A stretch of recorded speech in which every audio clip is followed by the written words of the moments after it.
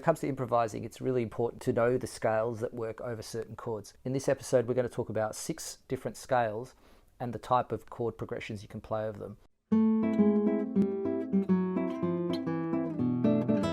Okay, so the first scale we're going to talk about is the harmonic minor scale. So we can utilize that over, say, an A minor to E7 chord progression, which we'll have a go at. And let's just see how that sounds and in what way does it sound Latin.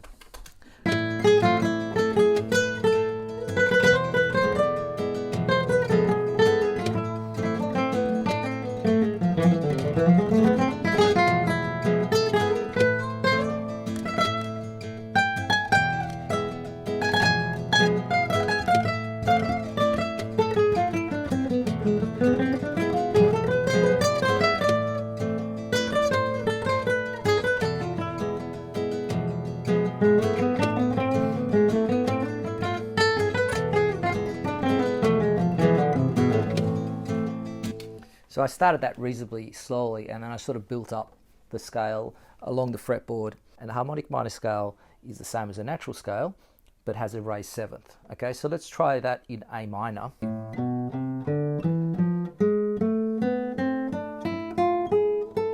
We get our harmonic. So this scale has immediate some tension in it because we are jumping from F to G sharp, which is a minor third interval. So that minor third interval creates a bit of tension because it's not really a scale interval, it's more of a arpeggio interval. So it's sort of a dark and fiery, moody kind of scale. So our second scale we're going to be looking at is the Phrygian Dominant. The Phrygian Dominant scale, it's a mode.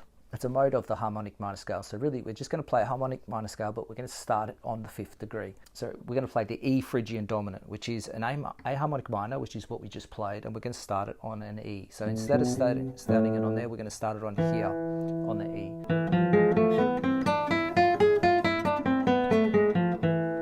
And why is that different to the harmonic minor scale? It's different because we're going to play it in a context of a dominant 7th chord.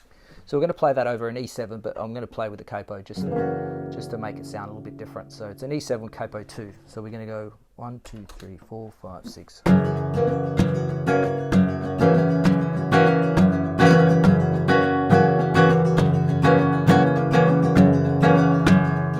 Okay.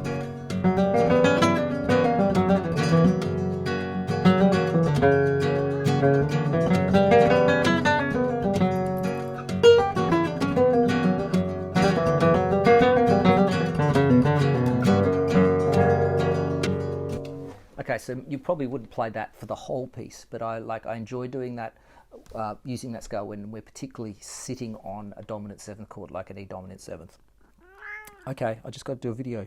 So you can also just do it on your own, just over the E7 or the flat 9. So we can add the F there. So we could be doing.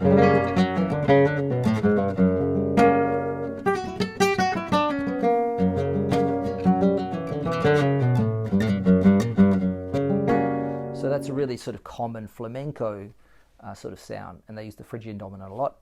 Sometimes you can just go back to your normal Phrygian. You can go, or you can go. The G sharp really gives it more tension.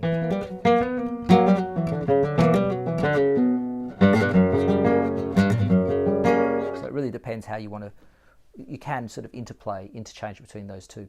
Okay, so for the next scale, we're going to stick with the modes. So we've looked at the harmonic minor scale and then a mode of the harmonic minor scale, which is called the Phrygian Dominant.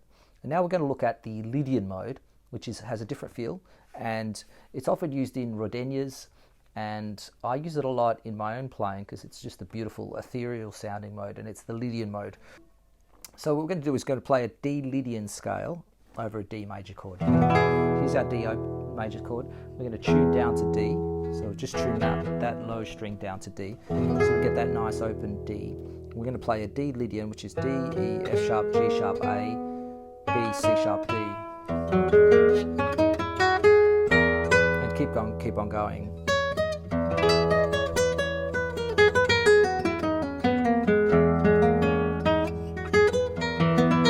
So really I'm just thinking of a D chord, and then I add a G sharp to it, or a D scale, and I'm adding a D sharp to it. And this is just a...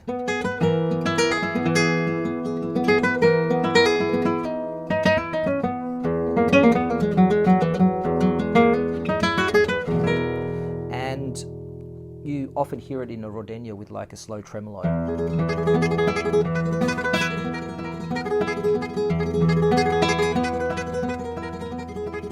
And we might go up to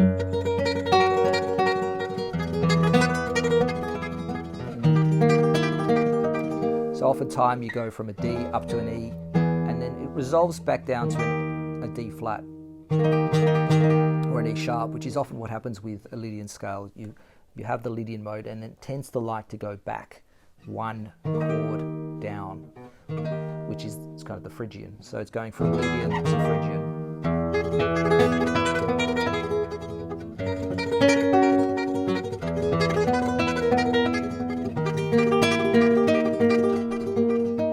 So we're basically playing D, E, D, D flat with a flat 9. Very flamenco sounding mode, and used a lot by, say, Paco de Lucia and a lot of flamenco guitarists nowadays. Just one more example of the Lydian, if you want something a little easier to get your head around. You'd just be playing our Phrygian mode, and then just put an F in the bass, and then we get the Lydian mode.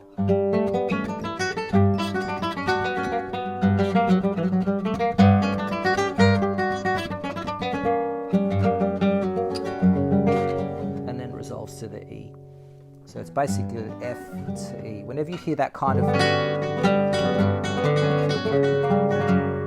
that's really a Lydian mode to Phrygian mode, and F, which is the 4th chord, back down to the 3rd chord. And then the Andalusian cadence often comes after that.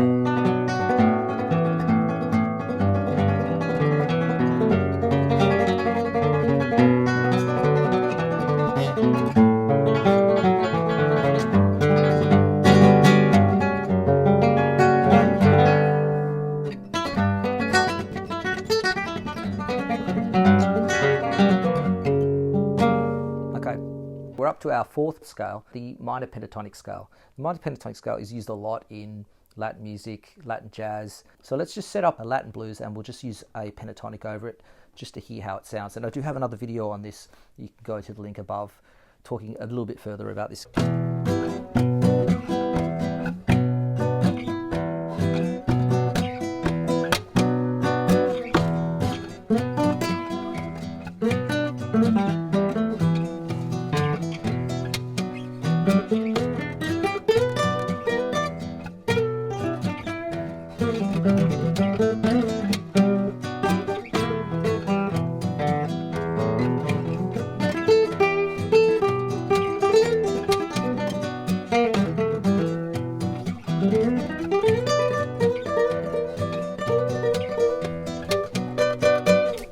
Okay, so let's have a bit of fun with just an E minor pentatonic, which is built on 5 notes, E, G, A, B, D.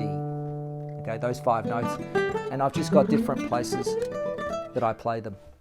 If you want to find out where those particular places are, and I'm using kind of a pattern system, definitely go to that video on my blog or on this channel. It's called E minor pentatonic blues. The next mode is the Dorian mode, and I just wanted to bring this up because it is used a lot over minor chord progressions. And one really classic example is actually a flamenco example, which is Entre Dos Aguas, which I speak a lot about on this channel. It's by Paco de Lucia. And I'm just going to show you how he uses that mode, which is the A Dorian mode, just playing between A minor 7 and B minor 7.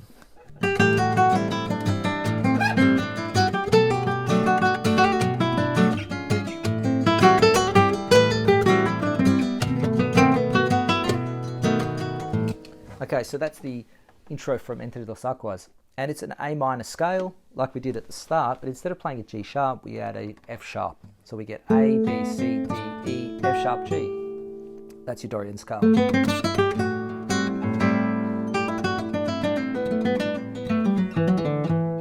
And it works really well over that chord progression because it's actually an E minor sort of harmony.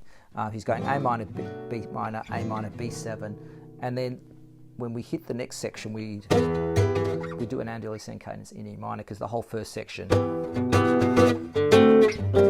is setting up that Andalusian cadence. So we start off in this kind of slightly less convincing tonality, which is A Dorian, and then we go to an E minor which is really strong. So the Dorian scale, especially over A minor, works really well.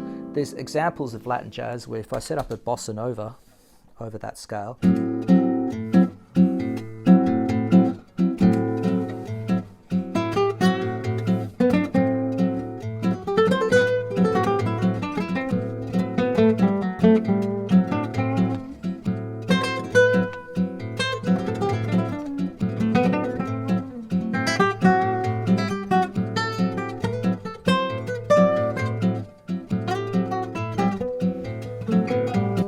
okay, so there's an example of that scale played rather fluidly. You can play it at your own tempo over just, that was an A minor 6 chord. Our last scale is the Mixolydian scale. Now, Mixolydian scale, or Mixolydian mode, is generally regarded as a blues mode, but I really love using this Mixolydian mode over a dominant chord, especially when I'm playing Latin jazz. So what I'm going to do is I'm going to play you a little example of that scale with a passage from Girl from Ipanema. And this is in the middle section where we're going to go.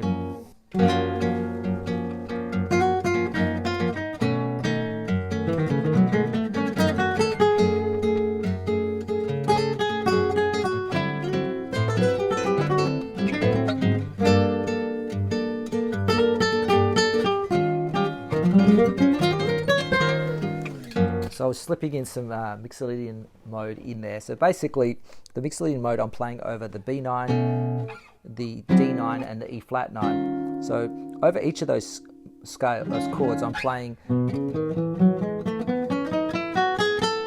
which is the Mixolydian mode. So the Mixolydian mode is the same as a major scale with the flat 7. Hello. So a B major scale would sound like this. A B Mixolydian mode would be flat 7, and we could, so basically these two notes should be there, but they're flattened. Okay, so as soon as I go to that B9 chord, I'm thinking of that shape when I go to the D9 chord, and then, so these are all Mixolydian scales over the dominant. So I hope that helps you with your improvising, and let me know if you've got any comments about any of those scales. We've looked at 6 different scales and modes which are going to help you play in a Latin jazz or Latin context, flamenco context. These are the modes that I use when I'm soloing over bossa novas, flamenco rumbas, and also in my own improvising and playing. So I hope this arms you with some potential to go out there and gig or just jam or write songs with these slightly more intricate and interesting harmonies. And we're going beyond sort of the normal major scale, minor scale. This is what really gives your music a lot of tension, color, and texture, which makes music sound so much more compelling. And Latin styles, whether it's from South America or Spain, they really have that embedded into them because there's a lot of tension and heart. Consider subscribing if you haven't already done so. There'll be lots more videos like this, and mostly published every week. And I've also got a beginner series on a Monday. Thanks guys, and I'll see you next week.